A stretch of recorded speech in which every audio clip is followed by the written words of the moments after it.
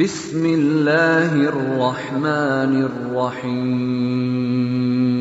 السلام علیکم ورحمۃ اللہ وبرکاتہ۔ سبیل الجنہ 2015-2019 کے اسٹوڈنٹس کی زبانی سنتے ہیں کہ انہوں نے اس سفر سے کیا سیکھا اور قرآن کی کون سی آیت ان کی پسندیدہ آیت ہے۔ بسم اللہ الرحمن الرحیم۔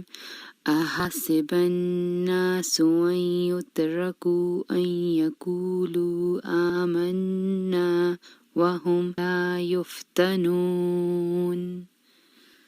Do the people think that they will be left to say, we believe, and they will not be tried? Alhamdulillah, all the ayahs in the Quran are truly beautiful, but this particular ayah really touched my heart. Whenever I'm going through difficulties and hardships, I come back to this ayah, and it gives me a lot of sabr and keeps me firm in my faith. It for me is a reminder that Allah subhanahu wa ta'ala tests us as believers, and those of us that are sincere in faith will be the ones who are deserving of his favors. میری favourite آیت سورہ بقرہ کی آیت number 208 ہے۔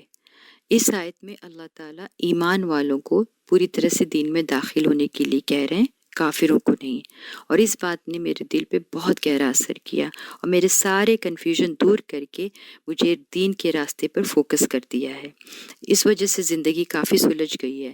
اب میں نے یہ جان لیا ہے کہ ایک راستے پہ چلنا کہیں آسان ہے بنسبت ہر ایک کے ساتھ چلنے کی کوشش کرنے سے۔ اللہ تعالیٰ ہم سب کو اپنے دین پر پوری طرح سے چلنے کی توفیق دے، آمین۔ Assalamu alaikum. And I've chosen ayah 131 from Surah Al-Baqarah. Is when Allah subhanahu wa ta'ala asks Ibrahim to submit, and Ibrahim alayhi salam is in such awe of Allah subhanahu wa ta'ala that he says, I submit to the Lord of the worlds.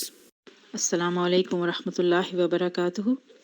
سورہ نوح کی آیات 10-12، ان آیات میں اللہ سبحانہ تعالیٰ نے استغفار کا ذکر کر کے بتایا کہ اس سے کثرت سے استغفار سے اپنی زبان کو جو تر رکھے گا اس کو دنیا میں بھی نجات اور آخرت میں بھی نجات۔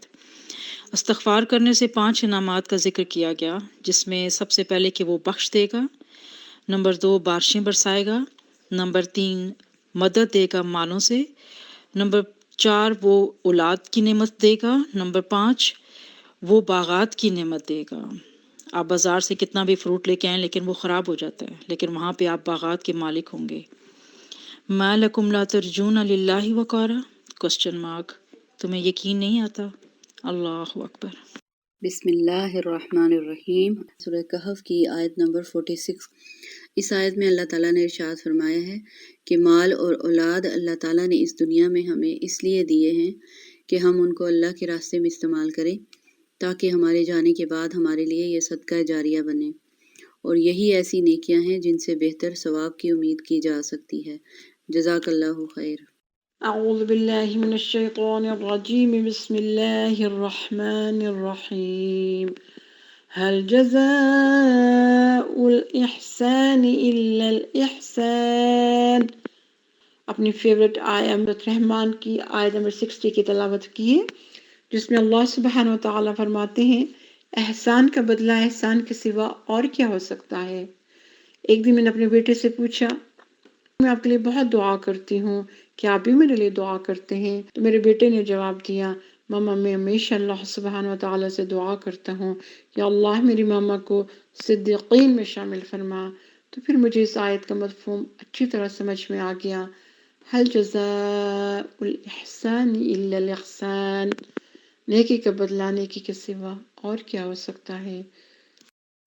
یا ایھا الذین آمنوا کلوا من طیبات ما رزقناکم واشکروا للہ ان کنتم ایاہ تعبدون۔ مجھے یہ آیت اس لیے اچھی لگی، اس میں اللہ تعالیٰ نے پاکیزہ چیزیں کھانے کا حکم دیا ہے۔ ایمان والوں کو حلال چیزیں کھاؤ پیو اور اس کا شکر ادا کرو اور اسی کی عبادت کرتے رہو۔ سورہ حج آیت نمبر 74۔ شادی کے بعد سے مجھے ہمیشہ یہی شکوہ تھا کہ میری قدر نہیں کی گئی، لیکن جب مجھے اس آیت کی صحیح معنوں میں سمجھ آئی تو میں نے پھر اپنے آپ سے سوال کیا، کیا میں نے اللہ کی قدر کی جیسا کہ قدر کرنے کا حق تھا؟ شاید میں نہ کر سکوں، مگر کیا میں نے ان نعمتوں کی قدر کی جو اللہ نے مجھے عطا کی؟ تو میرے تمام شکوے دور ہو گئے، اور پھر صرف اور صرف فوکس اس پہ رہا کہ میں اللہ کی قدر پہچان سکوں۔ اعوذ باللہ من الشیطان الرجیم، بسم اللہ الرحمن الرحیم۔ تم اپنے رب کی کون کون سی نعمتوں کو جٹلاؤ گے؟ سورہ رحمان کی یہ آیت ہے۔ یہ آیت اس سورت میں 31 مرتبہ آئی ہے۔ اس آیت کی خوبصورتی یہ ہے کہ اللہ تعالیٰ نے اس میں انسانوں اور جنات کو مخاطب کیا ہے۔ ان کا اس دنیا میں بھی ٹیسٹ ہوگا اور آخرت میں بھی ہوگا۔ ہمیں ہر وقت اللہ کی نعمتوں کا شکر ادا کرنا چاہیے۔ I've chosen these two ayahs from Surah Al-A'la, 16 and 17, because I believe this sort of concludes everything. We're just so busy running after the dunya, when actually the dunya is nothing and the hereafter is everything. So we need to work towards the hereafter and leave the dunya behind. میں نے سورہ بلد کی آیا 8، 9 اور 10 choose کی ہے۔ اس میں اللہ تعالیٰ فرماتا ہے کہ میں نے اتنی بڑی نعمت انسان کو 2 آنکھیں دی ہیں تاکہ وہ جس راستے پر چل رہا ہے وہ دیکھے کہ یہ راستہ حق پر جاتا ہے یا نہیں، اور 2 ہونٹ اور زبان دی کہ انسان جو بات بھی زبان سے نکالے وہ اللہ کی ناراضگی والی بات نہ ہو۔ جانتے بوجھتے ہوئے بھی جو غلط راستے پہ چلے گا وہ اپنے رب کا شکر ادا کرنے کی بجائے دنیا کا پجاری بن گیا ہے۔ میں نے سورہ فاتحہ کی یہ آیت اس لیے چنی کہ میرا یقین ہے کہ جب ہم دن میں بار بار نماز میں اسے شعور کے ساتھ سمجھ کر دل کی گہرائیوں سے پڑھتے ہیں تو صراط مستقیم پر چلنے کے لیے اللہ کی طرف سے مدد ضرور حاصل ہوتی ہے۔ اس کی ہمیں ہر لمحہ ضرورت ہوتی ہے کیونکہ شیطان ہر وقت ہمارے ساتھ ہوتا ہے ہمیں بھٹکانے کے لیے۔ اللہ ہم سب کو صراط مستقیم پر رکھے، آمین۔ میں نے جو آیت چوز کی ہے، اِنَّا لِلَّهِ وَإِنَّا إِلَيْهِ رَاجِعُونَ، جو لوگ اللہ پر یقین رکھتے ہیں جب کبھی کوئی مصیبت آتی ہے تو کہتے ہیں کہ ہم تو خود اللہ تعالیٰ کی ملکیت ہیں اور ہم نے اسی کی طرف لوٹ کے جانا ہے۔ اس آیت میں صبر کرنے والوں کے لیے خوشخبری ہے۔ یہ آیت صرف مرنے والوں پر نہیں پڑھی جاتی بلکہ ہر غم، پریشانی اور مشکلات پر پڑھی جاتی ہے۔ اعوذ باللہ من الشیطان الرجیم، بسم اللہ الرحمن الرحیم، وَلَسَوْفَ يُعْطِيكَ رَبُّكَ فَتَرْضَىٰ۔ I really love this ayah because it's a beautiful ayah which inspired me because it shows the deep love Allah has for his Nabi Muhammad sallallahu alayhi wasallam and the bisharat Allah is giving him of a great reward. I have chosen Surah Al-Anbiya, verse 87 to 88, which reflects on the story of Yunus alayhi salam. This surah teaches us to attain tawakkul in Allah and sabr. Allah puts no burden on any person beyond what He has given him. Allah will grant after hardship ease, so submit to Allah and have full trust in Allah as He is the best of planners. I chose this surah because Surah Rahman is a surah quite close to my heart. This ayah in particular is Allah subhanahu wa ta'ala constantly reminding us about the blessings He has given us.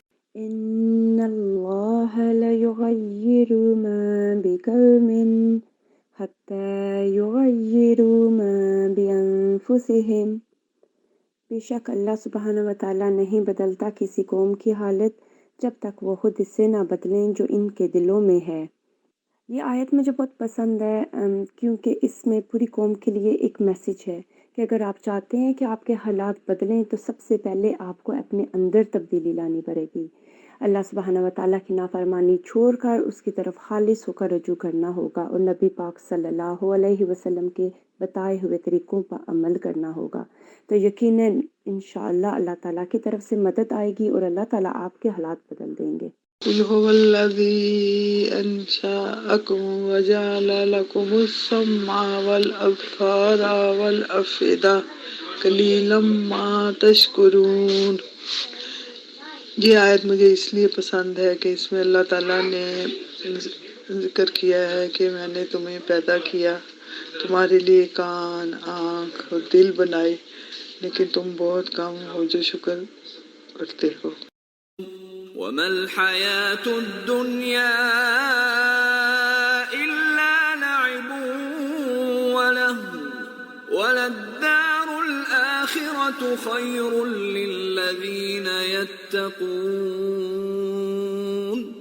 أَفَلَا تَعْقِلُونَ